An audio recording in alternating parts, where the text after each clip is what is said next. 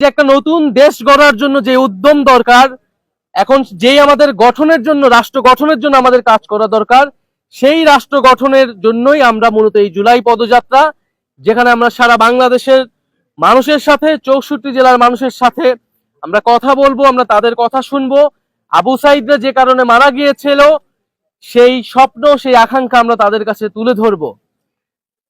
তাই আমরা আজকে আমাদের এই পদযাত্রাটা শুরু করেছি এই রংপুরের পীরগঞ্জ, এই পীরগঞ্জের এই পবিত্র মাটি, যেখানে আবু সাঈদ শায়িত রয়েছেন।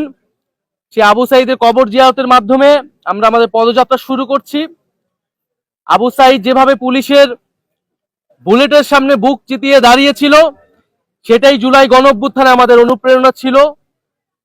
এবং আবু সাঈদের মতো অন্য সকল শহীদেরা আমাদের যে লড়াই, ফ্যাসিবাদী ব্যবস্থা বিলোপের বিরুদ্ধে আমাদের যে লড়াই, সেই লড়াইয়ের অনুপ্রেরণা।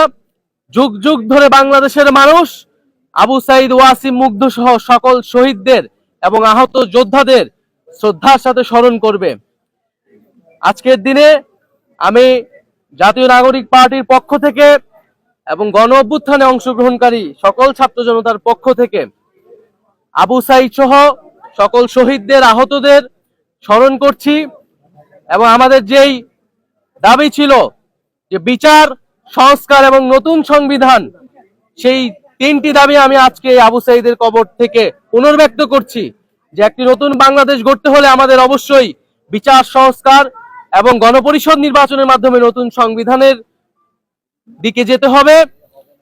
এবং যে জুলাই ঘোষণাপত্র এবং জুলাই সনদ নিয়ে টালবাহানা শুরু হয়েছে, আমরা স্পষ্টভাবে আমরা হুঁশিয়ারি দিতে চাই, যদি আপনারা মনে করে থাকেন, যদি সরকার বা অন্য কেউ মনে করে থাকে যে এই যে হাজারো লক্ষ মানুষ যারা রাজপথে নেমে এসেছিল তারা ঘরে ফিরে গিয়েছে, তাহলে আপনারা ভুল ভাবছেন।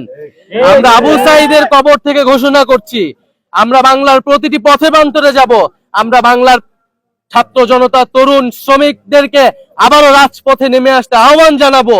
এবং আমরা 3রা আগস্ট ঢাকায় আসছি, বাংলাদেশের জনগণকে, ছাত্রদেরকে, শ্রমিকদের সাথে নিয়ে আমরা ঢাকায় ঢুকবো এবং আমাদের যে জুলাই ঘোষণাপত্র এবং জুলাই সনদ, সেটি আমরা আদায় করে ছাড়বো ইনশাআল্লাহ।